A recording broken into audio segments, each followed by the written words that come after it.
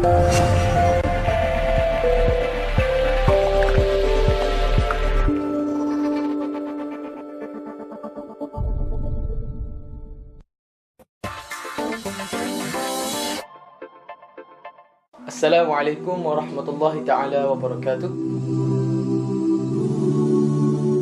Terdapat beberapa golongan yang dikatakan celaka dalam bulan Ramadan. Yang pertamanya ialah mereka yang berpuasa tetapi tidak ikhlas kepada Allah Subhanahu Wa Taala.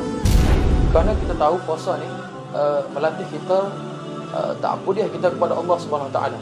Sabda Nabi sallallahu alaihi wasallam, mafhumnya semua amalan milik manusia ataupun milik hamba kecuali puasa.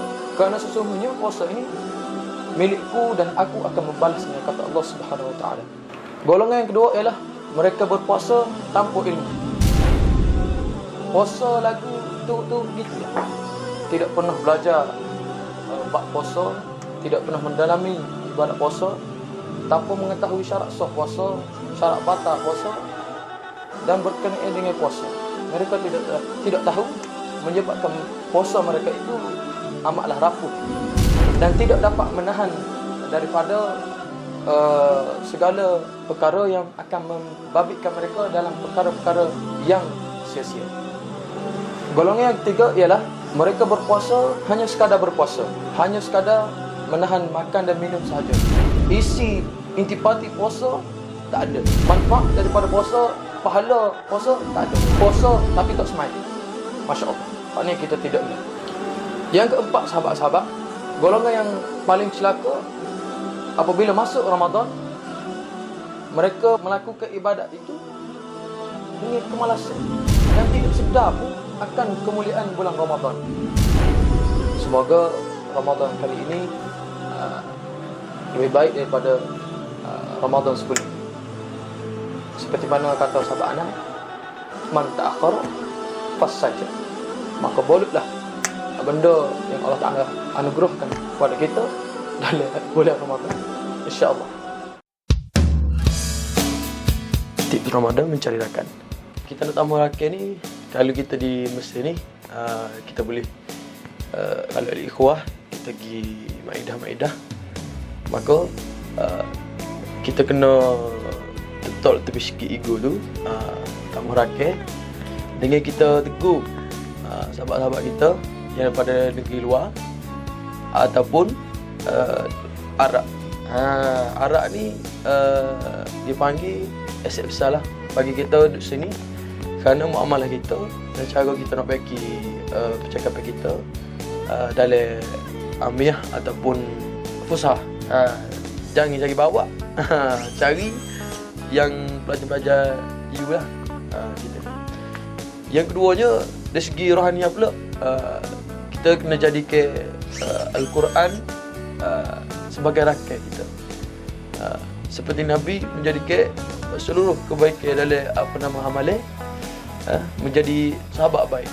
Kerana dalam satu hadis, Al-Quran ni akan menjadi teman kita dan akan berupa makhluk di dalam alam kubur nanti dan menjadi penemani bagi kita.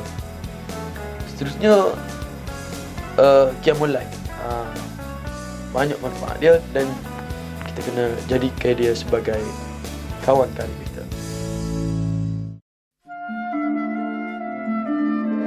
Ramadan adalah bulan ibadah dan ibadah merupakan antara wasilah untuk kita menimba pahala. Sewajarnya peluang ini kita rebut dengan pesta-pesta ibadah dan memperbanyakkan amalan-amalan kebaikan. Di bulan Ramadan, janganlah kita menyempitkan skop berpuasa hanya menahan makan dan minum di siang hari, sedangkan mata, hati dan lidah tidak ditahan daripada melakukan dosa.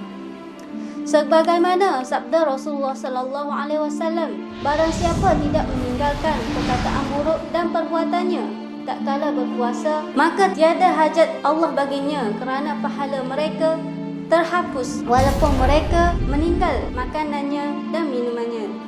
Dan janganlah kita berpuasa hanya di siang hari sahaja daripada melakukan dosa dan maksiat.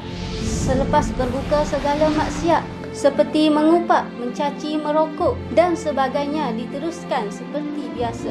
Kerana perbuatan sebegitu menyebabkan berkurangnya pahala ibadah puasa kita.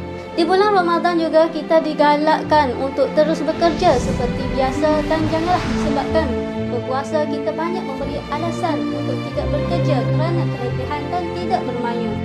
Kerana bekerja juga adalah satu ibadah kepada kita dan jika bekerja kerana Allah, insya-Allah ia juga menjadi ibadah di sisi Allah Subhanahu Wa Taala. Tips Ramadan kali ini ialah ikatan dengan Allah Subhanahu Wa Taala. Yang pertama, buatlah sesuatu untuk Allah dan kerana mencari keredaannya tanpa mengharapkan balasan daripada manusia. Yang kedua, belajarlah solat dengan cara yang betul dan khusyuk. Yang ketiga, berpuasalah di bulan Ramadan dengan cara yang betul. Yang keempat, banyakkan memberi kepada orang lain atau bersedekah. Yang kelima, bersabarlah di atas segala musibah ataupun qada pada Allah Subhanahu Taala.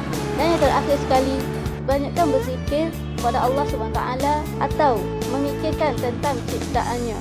Sekian.